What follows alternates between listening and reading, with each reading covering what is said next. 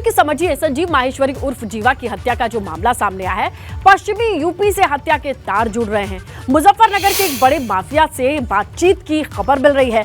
संजीव को ठिकाने लगाने की वहां बात हुई थी, ये कहा जा रहा है। हत्याकांड का तरीका मुजफ्फरनगर का और शूटर पूर्वांचल का, ये चीज किसी के समझ नहीं आ रही है। किसी नामी बदमाश के बजाय चुना गया एक नया नाम, ये भी नहीं समझ में आ रहा है। तो पूरब से पश्चिम के बीच क्या कोई लिंक है? अब ये सारा मामला काफी पेचीदा हो गया है। उत्तर प्रदेश जैसे बड़े सूबे में दो बड़े बड़े क्षेत्रों से जुड़ करके आने वाले नाम कैसे देख करके देखे जाएं, इस पूरी जांच को और भी बृहद और बड़ा बनाते हैं। चलिए सीधे लिए चलते हैं पश्चिम का एंगल तलाशने के लिए। हमारे सहयोगी सनुज मौजूद हैं। सनुज, बताइए कि अभी तो वहां डेड बॉडी लाने की भी तैयारी हो रही होगी जहां आप मौजूद हैं, और पश्चिम को पूरब से किस तरीके से जोड़ करके इस जांच को देखा जाए, दायरा काफी बड़ा हो गया है। देखिए, हमेशा से एक चीज रही है कि पश्चिम के जो बड़े डॉन हैं उनका पूर्वांचल के शूटर से आना जाना, पूर्वांचल के शूटर हायर करना, यह हमेशा रहा है। आप ये देखिए कि मुन्ना बजरंगी जैसे बड़े नाम को बागपत की जेल में मार दिया जाता है, उसको 12 से ज़्यादा गोलियां मारी जाती हैं और आरोप लगता है पश्चिम उत्तर प्रदेश के सबसे बड़े डॉन सुनील लाठी पर। सुनील लाठी कोई छोटा नाम नहीं है।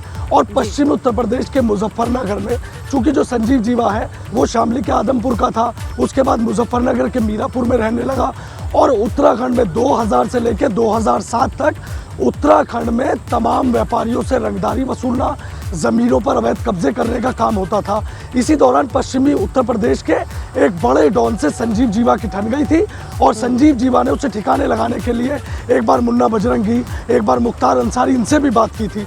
तो पश्चिम का डॉन भी ये चाहता था कि संजीव जीवा का जो खेल है वो खत्म हो जाए।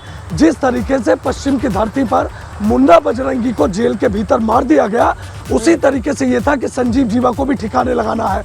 करीब 6 महीने पहले मुजफ्फरनगर के इस डॉन से, सूत्रों से जो जानकारी मिल रही है कि ये बातचीत हुई थी कि आप शूटर उपलब्ध करा दीजिए और संजीव जीवा को मार दिया जाएगा और बदला पूरा हो जाएगा। लेकिन उस डॉन ने यह कहा था कि देखिए, तरीका पश्चिम उत्तर प्रदेश का ले लीजिए। जिस तरीके से मुजफ्फरनगर की जेल में विक्की त्यागी का हत्याकांड कराया गया, एक आम लड़के को पकड़ा गया, वो नाबालिग था, उसको पिस्टल मुहैया कराई गई, और जैसे ही विक्की त्यागी जेल के भीतर जाता है तो उसे जो है, जैसे ही वो कोर्ट परिसर के भीतर जाता है, उसको गोलियों से छलनी कर दिया जाता है। इसी तरीके से आप देखिए, कनेक्शन जुड़ा हुआ है। तरीका पश्चिम उत्तर प्रदेश के मुजफ्फरनगर का क्यों चुना गया, क्यों वकील के भेष में शूटर को भेजा गया?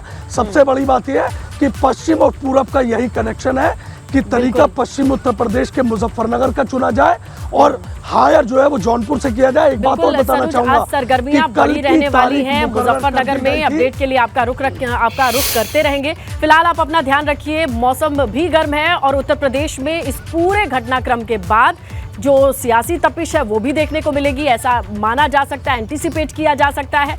और अब पुलिसिया कार्रवाई, कोर्ट के भीतर सुरक्षा, ये तमाम चीजें सवालों के घेरे में हैं, इसीलिए हलचल बढ़ी रहेगी, जवाबदेही भी बनती है।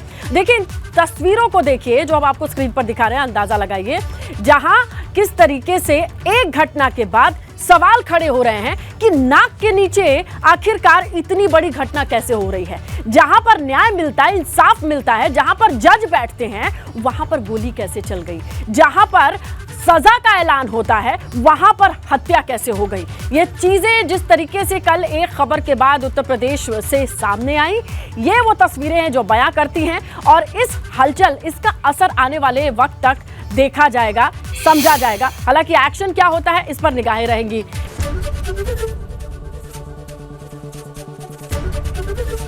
एबीपी गंगा, खबर आपकी, जुबान आपकी।